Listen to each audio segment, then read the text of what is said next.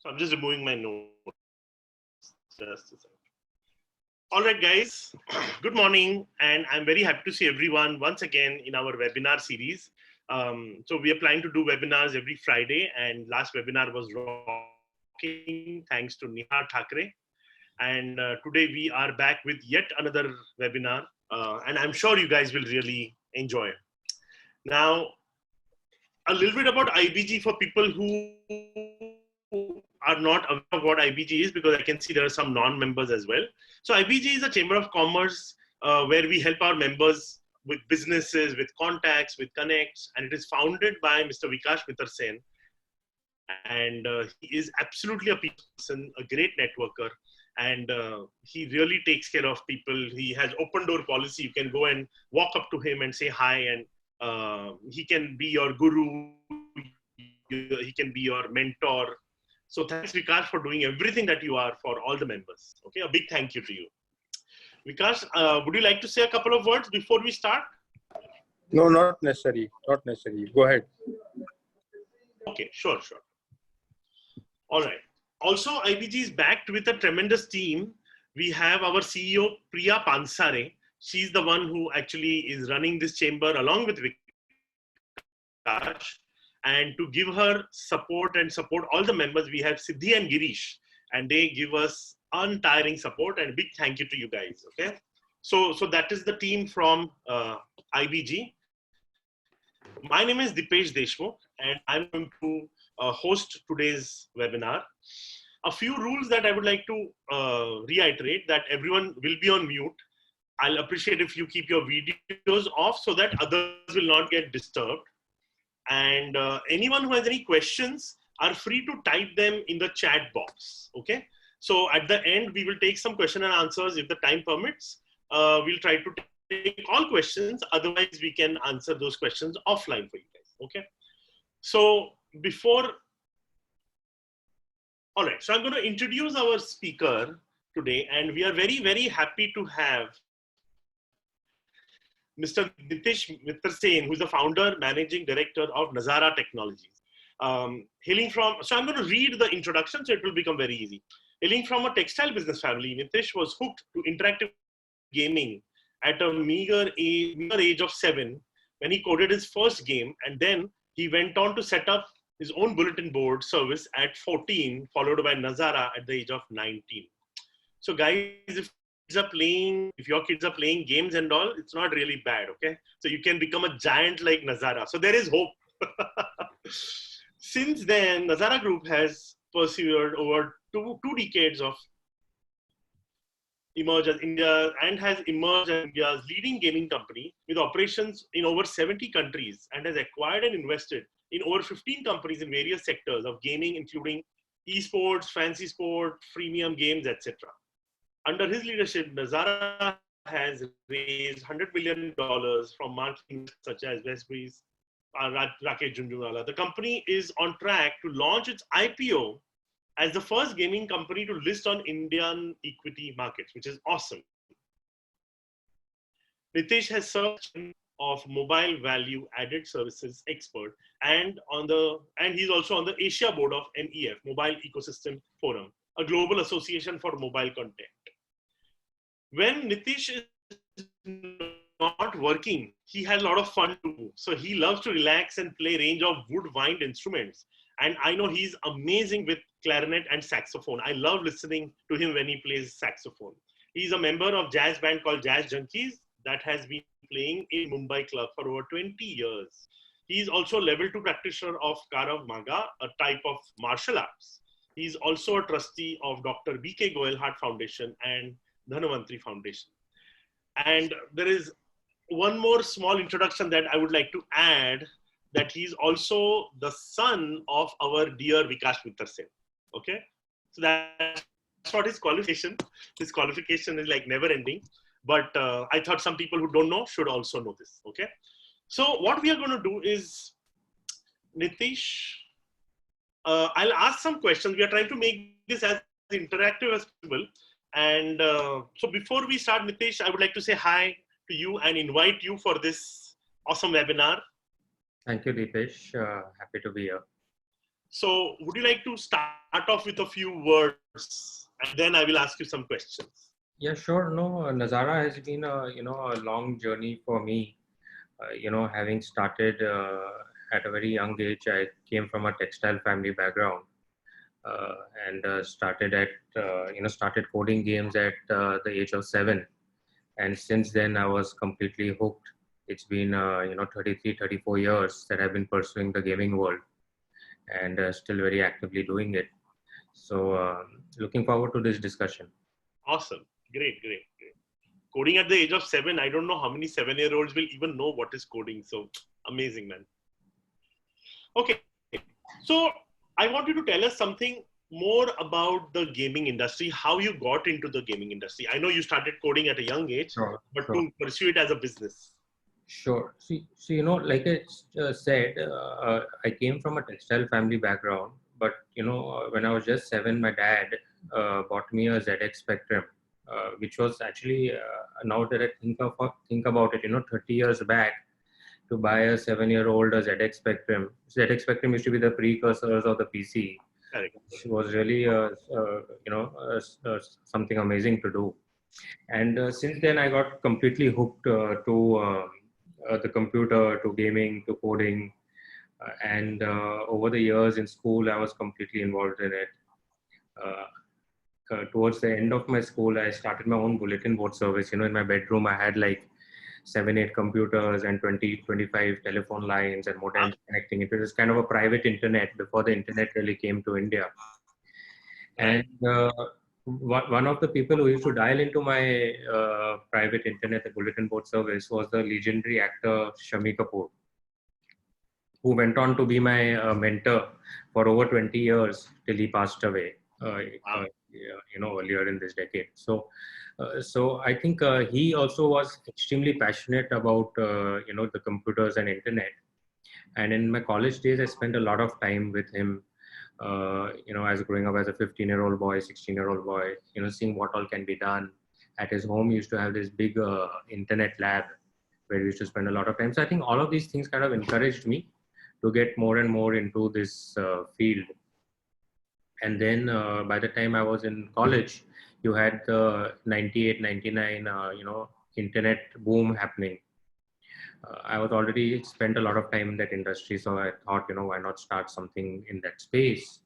And I used to see in my college labs that the college students used to spend a lot of time playing games on the PCs. Mm. And I just thought that in a country like India with millions of users or millions, hundreds of millions of people, and with a lot of young youth demographics, gaming is bound to emerge as a business someday. And that's really how we landed up starting Nazara way back in 2000. It's been a long journey, 20 years now. Yeah. I think we were in the business too early, maybe a decade too early, Mm-hmm. but we have persevered. And even after 20 years, it feels that the opportunity is only starting off now. Nice.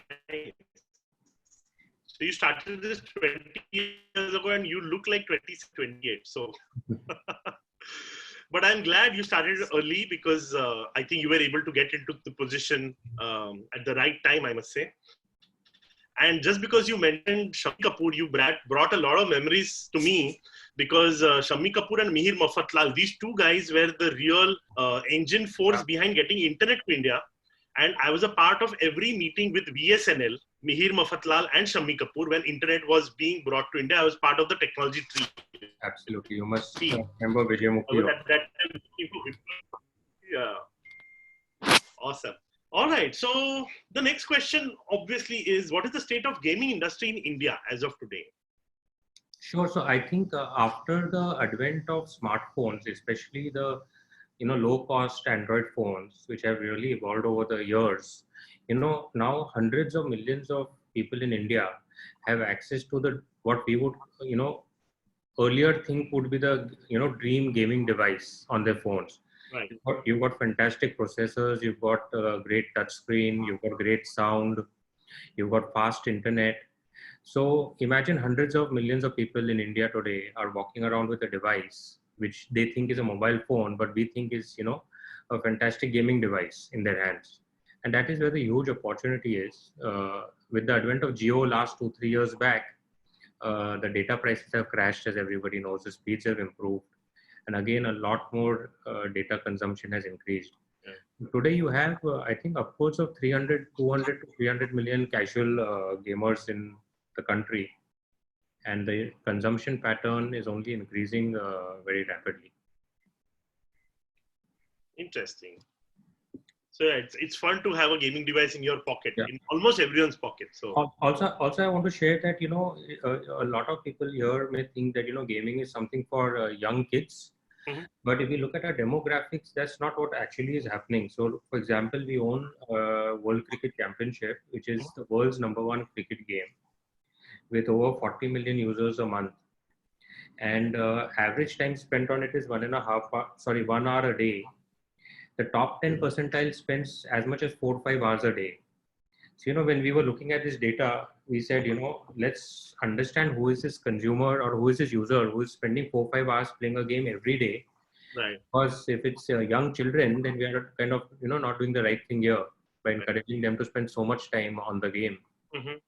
So we actually called a lot of these users, and to our surprise, most of them were actually middle-aged, 30, 40, 45-year-old shopkeepers in various parts of the country, Oh, who was interesting. sitting and playing the cricket game the whole day while attending their work at the shop.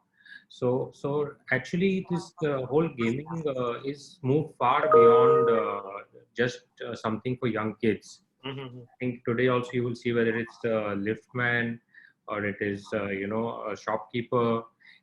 Across the country, the consumption is going great because people want to kill time, and beyond watching videos, this is a more interactive medium that allows people to do that at a low cost or at even no cost. Interesting. Nice.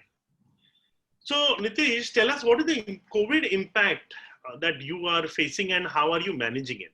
Sure. So COVID, obviously a very unfortunate situation for the entire world, but the very fact is that people are staying at home, and when they're staying at home, what will you do? You will read a book, you will watch some Netflix, you will watch some TV, and then you will also want to get into more interactive modes like gaming.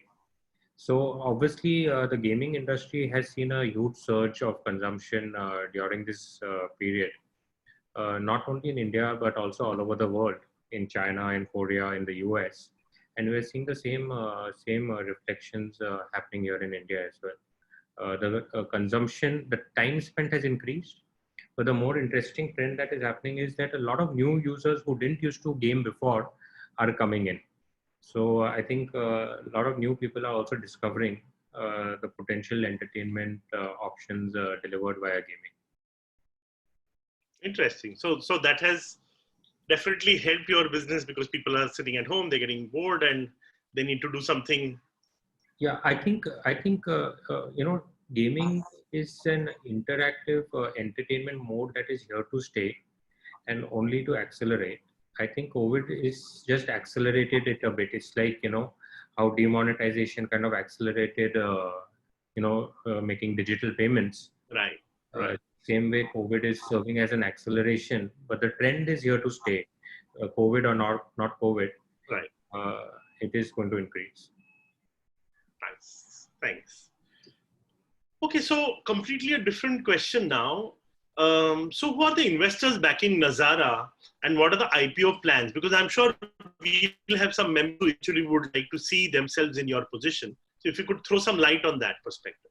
Sure. So we've been fortunate since 2005 to have some very marquee and fantastic investors. Okay. 2005, our first investors who came in, was Westbridge Capital, which has gone on to become one of the most marquee, investors with $3 billion under investment in the last decade or so. So Westbridge continues to be a large investor in Nazara. Besides Westbridge, we have IFL Holdings, India Infoline, which is a large investor. And what really excited us a lot was, the big bull of India, which is Rakesh Jhunjhunwala investing in Nazara in 2018. And what was exciting about that was that he usually had stayed away from tech companies because of the valuation froth, as well as the loss making or the burn that these companies usually have. Mhm. So I think he liked the profitability of Nazara and he came in. And since we had plans to go public, having an investor like Rakesh Jhunjhunwala obviously brings in a lot of credibility. Oh, yes. And the good part is he spends a lot of time with us. He's very excited. He's got young sons. He sees them use gaming. So he understands the potential and spends a lot of quality time with us, which is a great learning for us also. Nice. Interesting. So, can you share some of your key learnings from your 20 years of business experience? And if you can give some advice to our IBG members, it will be really great, Sure. So, like I said, me and my dad started Nazara, in 2000, just at the cusp of the dot-com crash. So the company was formed in 99, 2000, and the whole dot-com crash happened in April. Right. So I think, like I joke to a lot of people, I probably did a far more expensive MBA sitting right here. I didn't need to go to Harvard or anywhere because we lost a lot of money then. And it took us 2-3 years to recover, stabilize, balance, and the learnings that came from that were immense and extremely valuable, and even today are very useful for me as well as the company.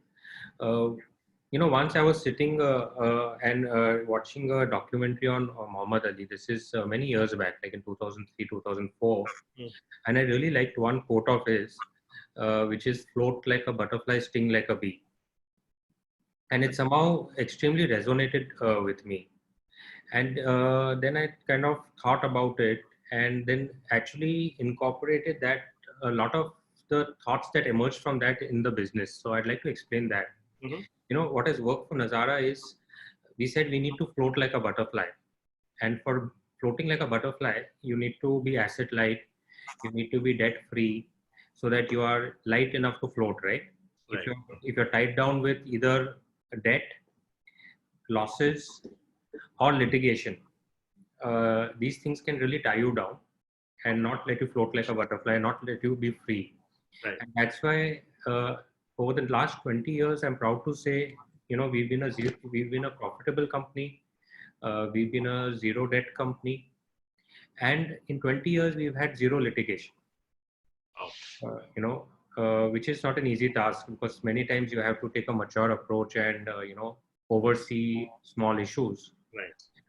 But I think it's allowed us to focus on our work. And sting like a bee really means that when the opportunity is in front of you, you cannot deter, you cannot think too much about it. At that point of time, you really need to grab it. So I think float like a butterfly, sting like a bee has really worked well for us. And that's something I'd like to share Yes. with everybody. Very nice. Thank you. And lastly, I would like to ask something very different. Any interesting anecdotes that you would like to share of your journey, from your journey?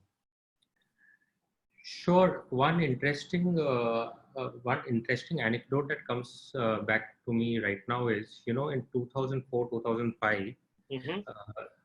we wanted to we had started making games for the mobile phone. Okay.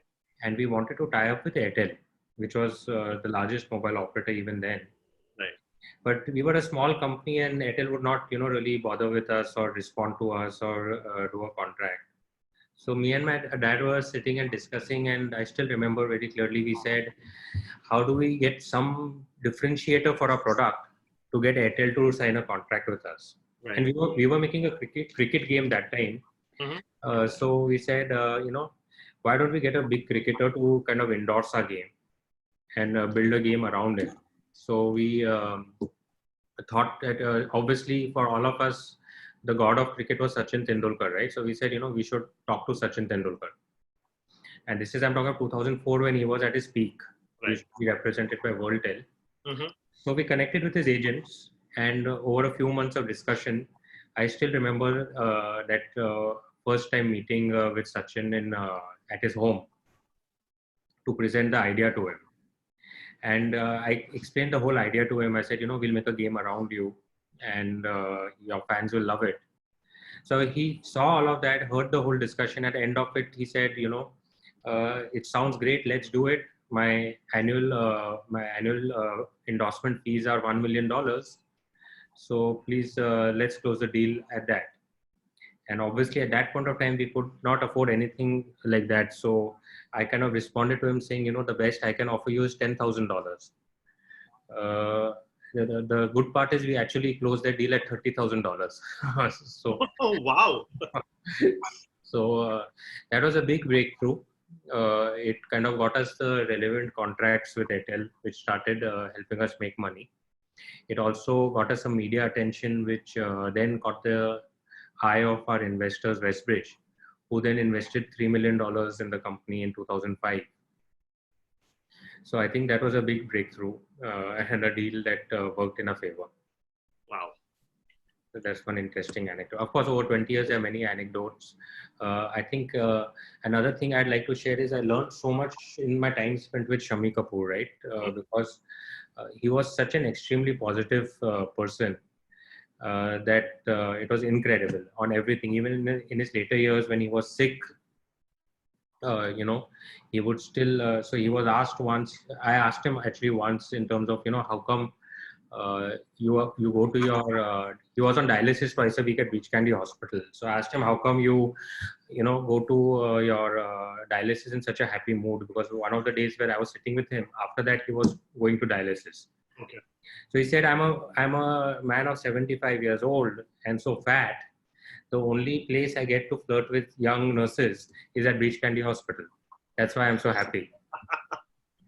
Yeah. So again, the takeaway was, even in such situation, it's the power of positivity that can really help you, right? Absolutely. That's another interesting anecdote that comes to my mind. Very nice. A lot of people just forget to be happy. And I feel happiness is a decision that somebody has to make to be happy. Right. Yeah.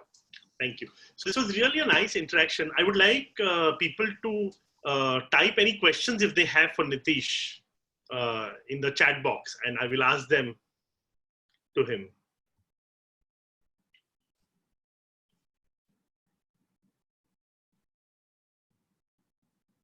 How many? 45 people here? 50 almost.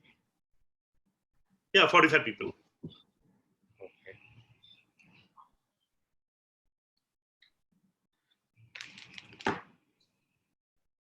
Okay, so we have Gaurav Gupta. He's asking, which tech industry do you feel is going to be the next big thing? Actually, from India perspective, gaming is going to be the next big thing, because I still think it is the scale of potential in a market like India. People have yet not realized it. It's not scaled in terms of perception like what e-commerce has over the last decade. So I really think the next decade belongs to gaming in India. Interesting. So we have a follow-up question from one of our members. He's asking, would love to develop some game involving art someday. He's Rishiraj from Aura Art. I think so he said that is one of the best way also to cover art and education. I think largely, if you see, all games do have strong component of art and creativity already, right? Correct. Because without that, you cannot have a visually exciting game. And if you look at, especially even games on mobile phones today, tremendous work being done on the graphics, and it's a very important, even for a game developer, artists are a very important component of the team. So I'm sure, but I think his perspective is he's talking of the Michelangelo's and those kind of art. So he deals in art, whether it's paintings or. Understood. I think that was his perspective when he asked. Some creative idea. So he wrote, I meant revolving around the life of an artist and his painting. See, that's what my guess was. Yeah, sure. I think there could be some interesting concepts, that could emerge from it. We have Dr. Renuka Desai. She's asking, should it be promoted as a career so that youth can benefit gaming? Yeah, so I think two things. One is what is emerging today is eSports, where electronic gaming for competition is actually becoming an official sport in many countries, and in the next few years, it's expected to actually become a Olympic medal sport. Hmm.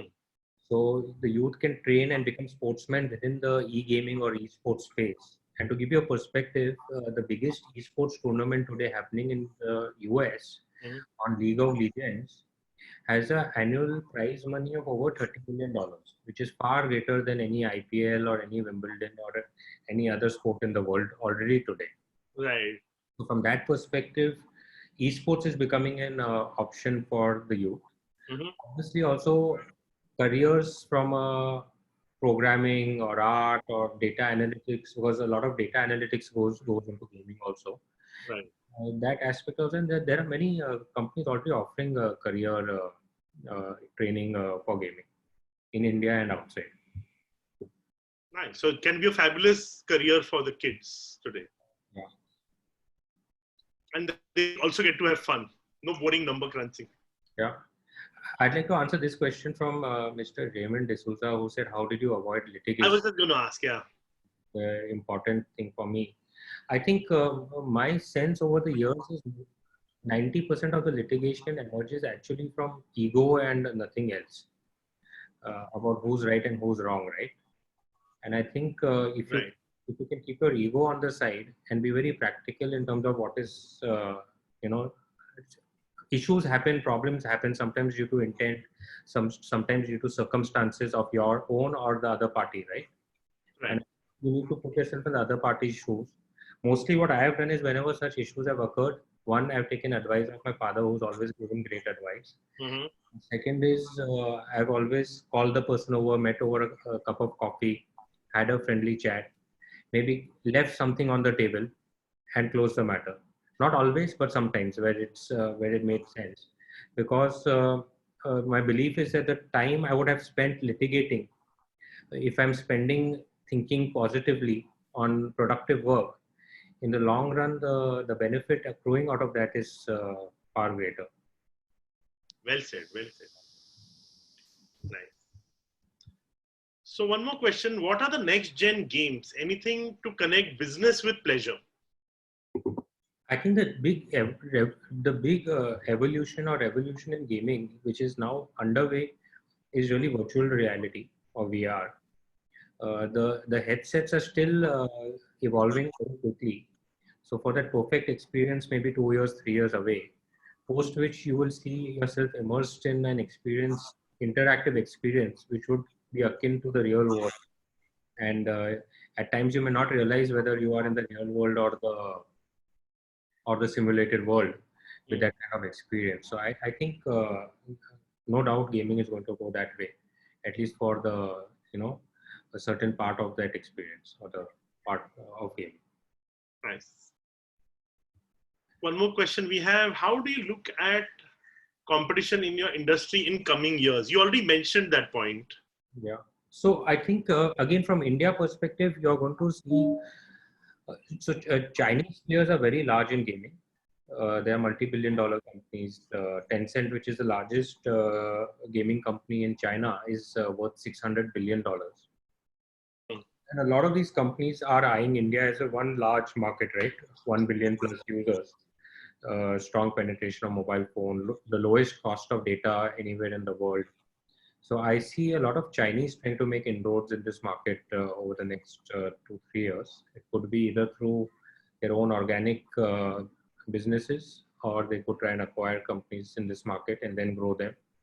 So I think the strongest competition from outside will come. They've also seen a lot of scale, how to operate at large scale, and that may come to their advantage. Of course, connecting to Indian sensibilities and culture may be the difficult part of their journey.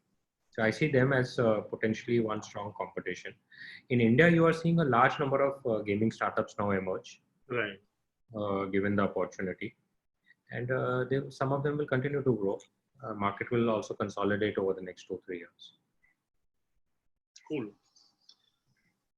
Another question. Given the amount of time young people are spending on digital devices playing games, how do you ensure that these games are easy on eyes? I personally am not a believer that it really gaming damages your eyes in any case, because I've been doing it since the age of 7. I still don't have eyeglasses. So I'm not a big proponent of that. I think a lot of parents get worried about it. But I think the bigger thing is, I've got young kids as well. And the reality is that you cannot keep even kids as young as 2 now away from digital devices. And therefore, what are they consuming and are they healthy for them to consume is important, because uh, a lot of kids are just watching mindless cartoons on YouTube one way. So, for example, we have one product called Kidopia for kids between the age of 2 and 8. It's actually the number one kids app in the US right now. And what we call it as is healthy entertainment. Mm-hmm. So you need to entertain the kids, because the minute at that young age you try to educate them, they get bored and leave the app. So it's entertainment, but it's healthy in nature. So we are very careful that it's family safe. They are learning something while they are engaging with it. I think those aspects are far more important. And obviously there has to be some limit of time, uh, that is given. You cannot keep them away from the devices, but obviously as a parent, it's your responsibility to ration that time so that the kids are, developing in a well-balanced manner. Nice. All right. We have a question. Do you think games and education can be combined so that today's Zoom, Google meeting can be replaced by games? Yeah, absolutely. Already many companies are doing that. There's one company I know called B Galileo, which is again doing online maths for young kids. And the whole format is actually through online teachers using games to deliver the engagement and education to the kids. So I think it's already happening. And in India, again, the digital learning is taking off in a big way, and giving great opportunity both for teachers as well as for kids from all over the country. Cool. Somebody has a very interesting observation. So Gaurav says, Nitish, I had read about your early tie-up with Yahoo founder Jerry Yang. Can you tell us a little bit about it? Gaurav, would be really interesting to know where you heard that about, because it's really like a last life, it's so long back. But so the way I connected with Jerry Yang was on the days of my BBS. When I used to run my BBS, we used to connect through a global network of 60,000 BBSs. And Jerry Yang was also very active that time on it. And this is, I'm talking like in 93, 94, when Yahoo wasn't really that big and Jerry Yang wasn't really Jerry Yang, right? So that's how I got to know him then. And I kind of used to be in touch with him for quite some time before we kind of lost touch. Very interesting. Interesting for someone to know that reference. Yeah, I know.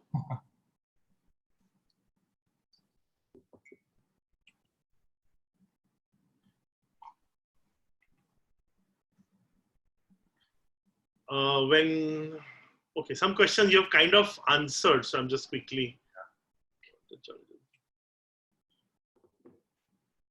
Okay, somebody has asked, please talk about your challenges that you faced and triumphs, failures in the last 20 years. How has your growth been? Sure. So I think, like I mentioned earlier, right at the start of the company, we faced the dot-com crash. We lost quite a lot of money, and it took us a few years, or at least 3-4 years, to kind of find ways to earn more money and pay the money that we had lost. So that was a tough period, but a great learning experience. Thereafter, I think gaming in India has always been like a mirage. Every year you feel, in the next couple of years, this is going to take off. And this has been going on since 2000, right? Yeah. So that said, of course, in the last few years, it has actually taken off. But in those early years, I would say the first decade, it was more hype and promise than revenues. And to sustain and persevere during that time, and also have that confidence for me and my family to keep persevering on that, Mm-hmm. one of our biggest triumphs in that sense, I would say. I think the other learning is, at least because I'm from the graduated from the dot-com crash time, that cash is king and profitability is very important, and every rupee matters. So even today, I think at Nazara we run a very lean and mean organization. We're extremely careful on every rupee that is spent and not careless whatsoever. Sometimes we may be over conservative also, but that has changed in the last 3-4 years when we have gone out and acquired over 12, 13 companies, because we also need to balance it with growth. But I think value of money and value of every rupee is something that at least I have learned, and we try to maintain in Nazara as much as possible. Interesting, very interesting. We have a question: which marketing and distribution tools do you use? So for a user acquisition, there's a lot of spends that happen on Google, Facebook. We have a large digital team that is continuously working on it. But we have dashboards that allow us 24 hours real-time measurement of what is happening, because the profit actually lies in the micromanagement. So you can launch a campaign and just leave it. It's not going to run that way. It requires hourly tweaking to make sure the campaigns are running in a profitable manner. I think the other thing we focus on is virality, so that the users that we acquire are able to acquire other users. Of course, I don't in today's world need to explain how virality works to anybody. So I think that's another important component, because that brings organic users to us and reduces our overall cost of acquisition. So I think that's what we are really doing. Nice. Just to give a perspective, today Nazara in India has 100 million users on our network every month. So we need to continuously keep pushing the virality component to ensure we are able to grow organically. Nice. Are you contemplating investing in some startups at some point? I think you always do, right? You're always looking for. Nazara, we have a concept called Friends of Nazara Network. We run our own gaming fund, and we've been investing in all types of startups in gaming and adjacent spaces. So our investments have ranged in the last 4-5 years. We must have invested in at least 15-20 startups. And our usual ticket size is as low as $100,000, 50 lakh to 50 lakhs to a crore. The largest acquisition in the last couple of years has been in the 200 crore range. Okay, interesting. So you have a huge range. Yeah, and I think this year we will continue, especially in this current market environment. It will offer a lot of consolidation opportunity. So we hope to do more transactions. Sure.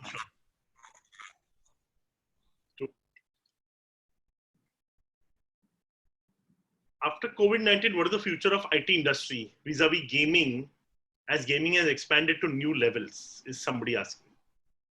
I think it's difficult to comment on that because it's comparing apples to oranges. Right. But I can comment on gaming itself. Like I said, it will continue to grow. The tailwinds are a lot. But of course, like in any industry, it has its own set of challenges. And Right. we have to continuously work on overcoming it, including this perception that gaming may be bad for kids. What is responsible gaming? Should game developers limit the amount of time young kids spend on their games? Some of these things have been happening in China as well. So those things will evolve over the next few years, I think. Cool.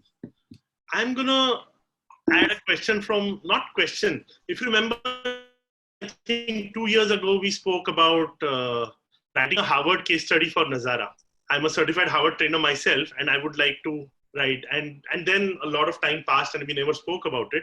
But I feel this is the right time, and I have time on hand. So Nitish, if you are up for it, I would really... So I think give us a year or two more, then we'll do this Harvard case study. Okay. It would be nice to see Nazara Technologies as one of the learnings on Harvard platform. So. Sure. All right. So I think it's 11:45. We are almost at the... So some questions are still there, but we can take them offline and directly or indirectly you've kind of answered them. So Thank you, Deepesh. So thank you so much, Nitish. It was really nice to hear from you.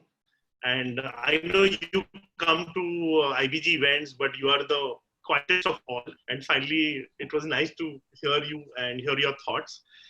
Before I say goodbye to you, I would like to request Vikas to just say something to our members. Vikas, I have unmuted you. So as I said, today I'm an onlooker. Let me say that I'm glad to see so many questions emerging. Yes. Some of them even I didn't think of.